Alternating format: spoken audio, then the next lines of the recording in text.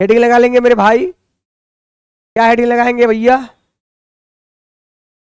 सिद्ध करे कि, सिद्ध करें क्या? एफ, छोटका एफ बराबर R/2। फिर कोई मक्खी बैठ गई होगी। आरान मक्खी करता है। कोई दिक्कत है? बोलिए।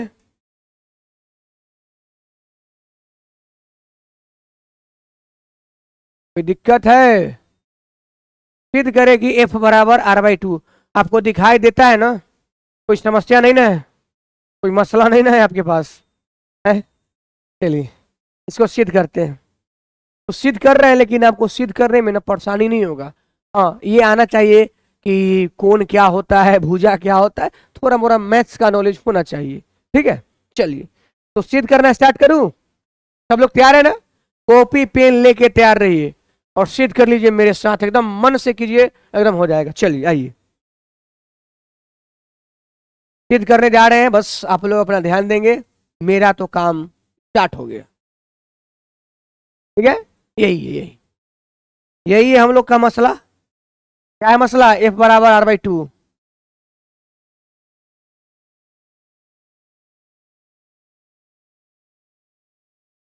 चलिए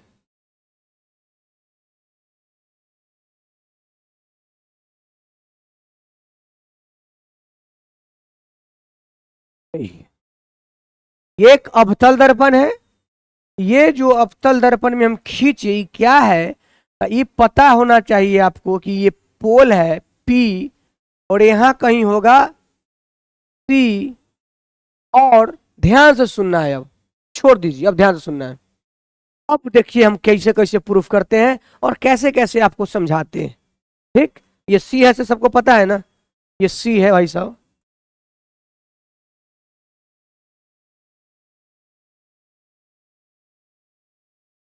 C, चलिए मसला है, मतलब यही हम लोग को प्रूफ करना है। यहां से एक वो रे हम भेजते हैं, कहां से? यहां से एक वो रे भेजते हैं, यहां से क्या रे? एक प्रकाश की किरण भेजे। चला गया, भेज दिए भाई, भेज दिए। अभी हम जस्ट पढ़ के आए हैं, थोड़ा टेढ़ा हो गया ना?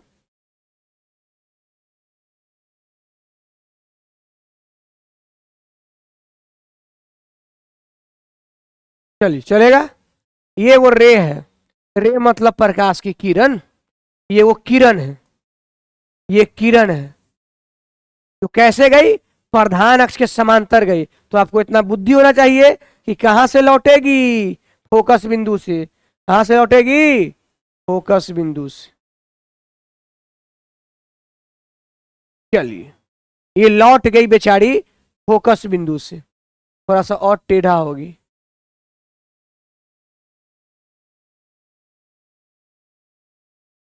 चलिए ये लौट गई कहां से?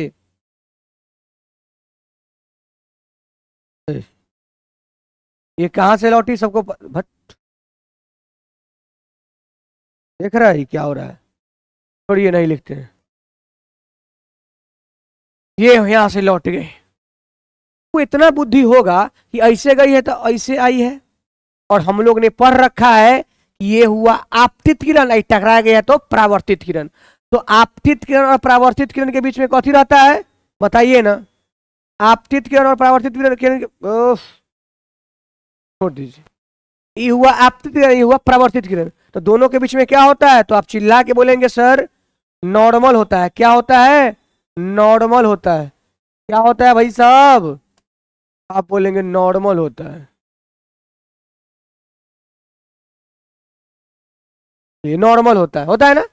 नॉर्मल इसलिए खींचा जाता है कि पता चले कि इस कोण का क्या नाम है भैया। आप बोलेंगे आपतन कोण है आई। ये आपतन कोण है आई, और ये टकरा के गई है इधर, परावर्तन है, ये परावर्तन कोण है आर। चलिए दिखाई दे रहा है? थोड़ा सा आराम से पढ़ा रहे हैं कि आपको समझ आ जाए। फिगर देखिए, ये आपतन कोण, ये परावर्तन कोण, कहीं से कोई तकलीफ नहीं। अब यहां से लिखना शुरू करते हैं। मसला समझते चलिएगा। आप जानते हैं, एक नाम हम समझ देते हैं ए, एक नाम बी, एक और नाम कुछ धरना ही पड़ेगा। का नाम धर देते हैं एफ।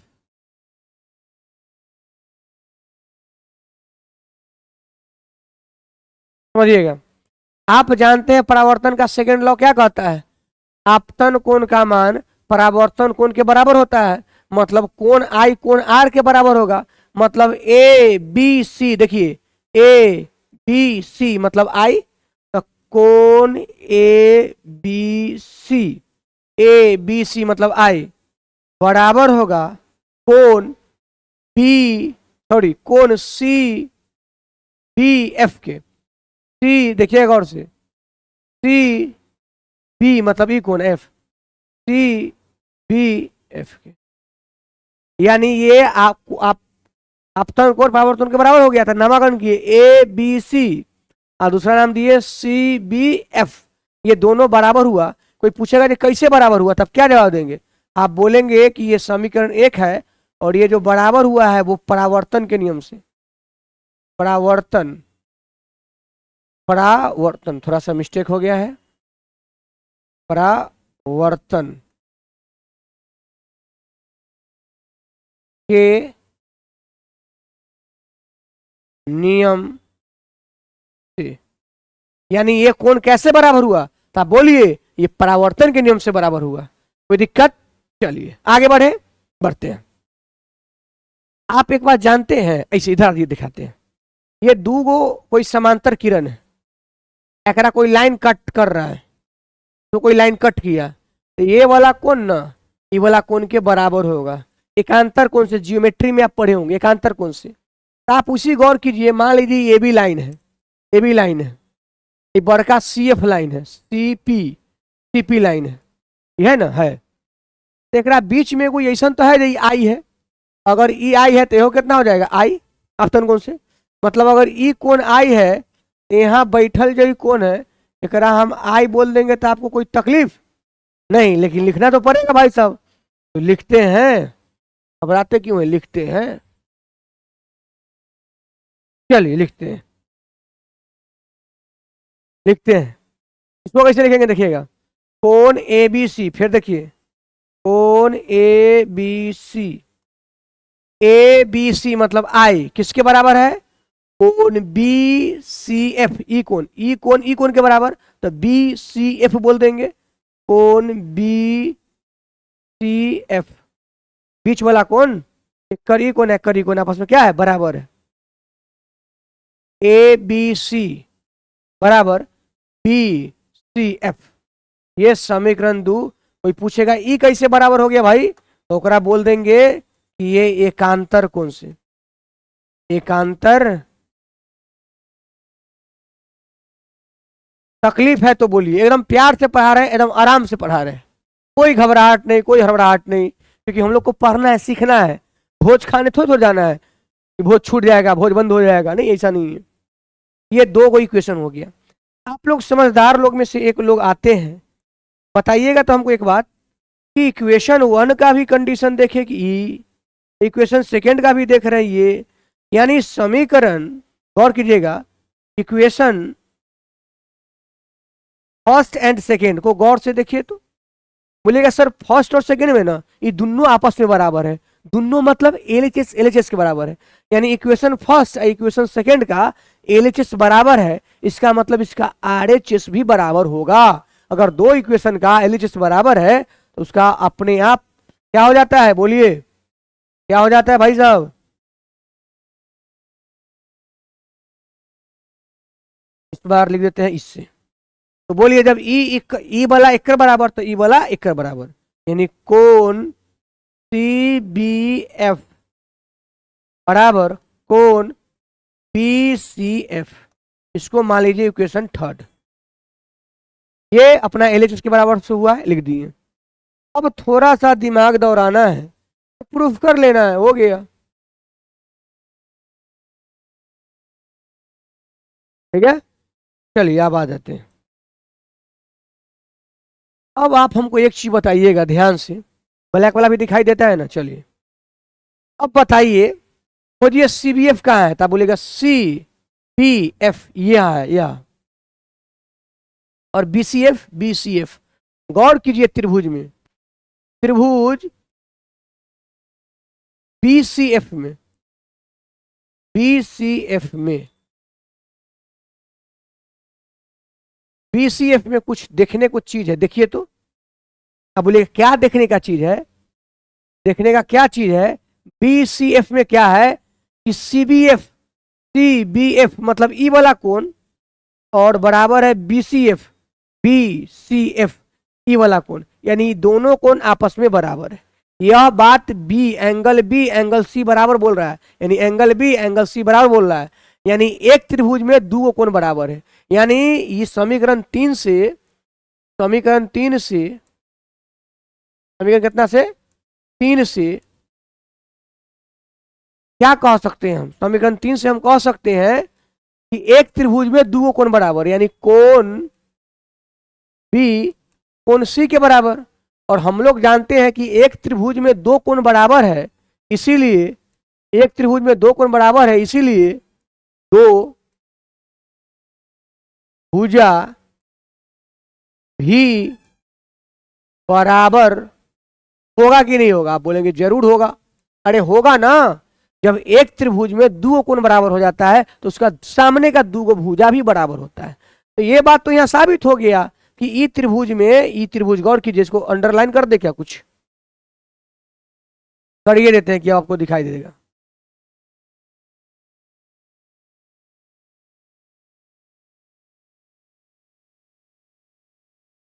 ये त्रिभुज में ना, ये कोण आई कोण आर आपस में बराबर हो गया, क्योंकि C जो है कोण I है, अब B जो है कोण R है, दोनों बराबर है, मतलब दो बराबर हो गया, तो दो भुजा बराबर।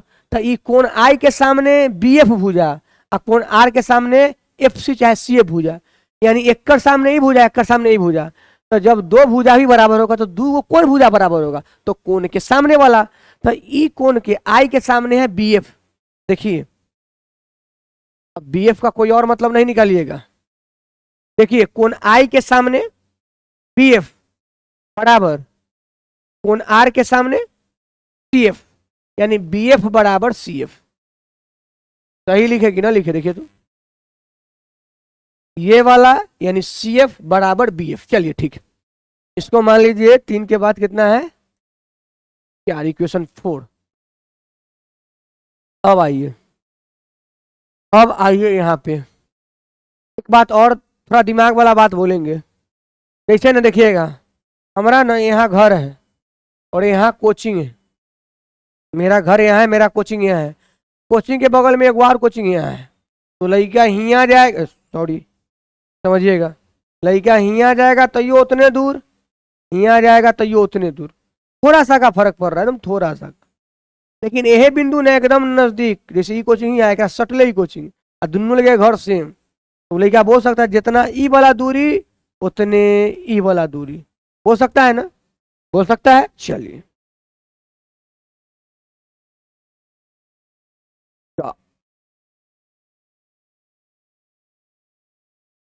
काम नहीं करेगा,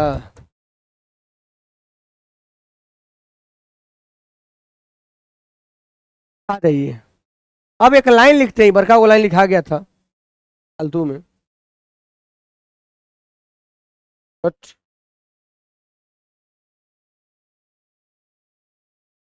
छोड़िए कोई बात नहीं है।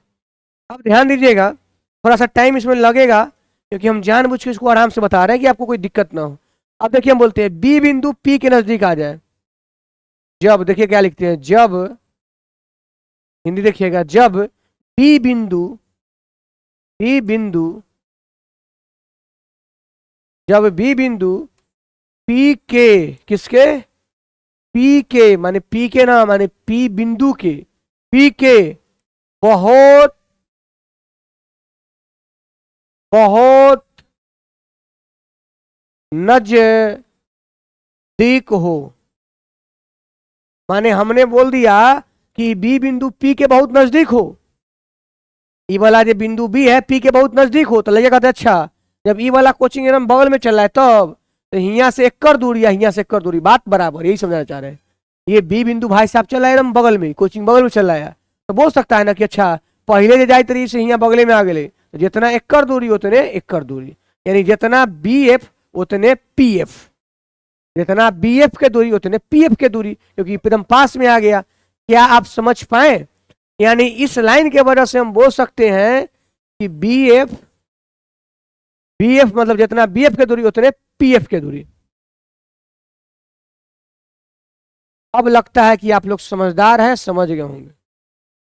समझ गए क्या? समझ गए? ओके। ये 4 था, ये बेचारा को 5 मान लिए, और फिर बोलेंगे इक्वेशन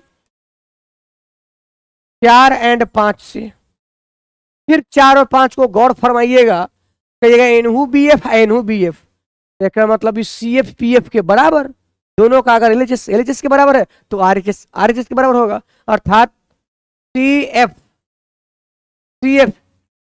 पी एफ के बराबर हो गया। जाने दीजिए, अब मेरा काम हो गया, बस इससे ज्यादा आपको मेहनत करना नहीं है, अब हम प्रूफ कर देंगे। हो गया, अब हो गया, बहुत मेहनत कर ली आप लोग, छोड़ दीजिए, अब समझिएगा प्यार से। अब हम बोलते हैं कि थोड़ा देर पहले आप चिल्ला चिल्ला के पढ़े थे कि यह ध्रुव पोल, यह बख्ता केंद्र सी, तब पोल से बख्ता केंद्र के बीच की दूरी क्या बोलते हैं? तब बोलेगा आर, बख्ता त्रिज्या। ध्रुव से बख्ता केंद्र के बीच की दूरी को क्या बोलते हैं? बख्ता त्रिज्या, मतलब आर। आइए देखिएगा, समझिएगा, पी और एफ है, तो यहाँ प्रधान अक्ष से जो समांतर जब काटती है वो फोकसे पर काटती है, एक मतलब ये फोकस हो गया, एक मतलब यहाँ से यहाँ तक की दूरी क्या है? एफ।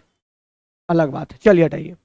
अच्छा, मैं अगर किसी दिन ये बात बोलूं कि मेरा ये जो हाथ है पूरा हुआ से लेके यहाँ तक, कोई आदमी यहाँ से तोड़ दिया, कट दिया, ये कट दिया, फिर यहाँ से कर दिया, फिर दोनों को जोड़ेगा तो बतवा फिर बराबर है, उतने लंबाई रहेगा। यानी पूरे हाथ को 2 टुकड़ा में कर सकते हैं? बोलेंगे हाँ कर सकते हैं। तो आप उसी बोलिए, ये पीसी है, यहाँ से लेके पीसी, हम लिख दिए पीसी। मन है पीसी के 2 पार्ट में तोड़ेंगे, तब पीसी को बोल सकते हैं P F plus F C, बोलेगा जरूर बोल सकते हैं। पीसी को P F plus F C बोल सकते हैं? बोलेंगे बोल सकते हैं। यानी हमारा मन है पीसी को बोले के पी एफ प्लस सी, आप हमको मना करेंगे? नहीं ना करेंगे। चलिए, तो पीसी को तब पीसी छोड़ दिए, बराबर तब बराबर, पीएफ को पीएफ छोड़ दिए भाई साहब, प्लस एफ सी। अच्छा, एफ सी चाहे सी एफ, बात बराबर है। एफ सी मतलब एफ से सी, चाहे सी एफ, एक बात न करता है, कोई दिक्कत नहीं है। नहीं, अगर आपको दिक्कत लगता है तो अगर नाम में चेंज कर देते, देखिए एफ सी को हम बोल देते हैं सी एफ, अब तो अपना कहिएगा कोई दिक्कत है। देखिए पीसी, पूरा पीसी बराबर पीएफ, मतलब यहाँ से यहाँ तक दूरी, और फिर सी एफ, ई दूरी जोड़ ई दूरी बराबर बड़का दूरी, बोलेगा ठीक है। देखिए पीएफ को पीएफ उतार दिए, प्लस को प्लस उतार दिए, और सीएफ किसके बराबर है? तो सीएफ जो है पीएफ के बराबर है, तो यहाँ भी पीएफ दे दें? बोलेगा जरूर दे दीजिए। अब देखिएगा पीसी, तो बोलेगा पीसी बराबर, तो बराबर एगो पीएफ, प्यार से बोलेंगे दूगो पीएफ, एगो पीएफ, बोलेगा दूगो पीएफ। हम बोलेंगे अब ऊपर आ जाइए, अब काम खत्म है आपका।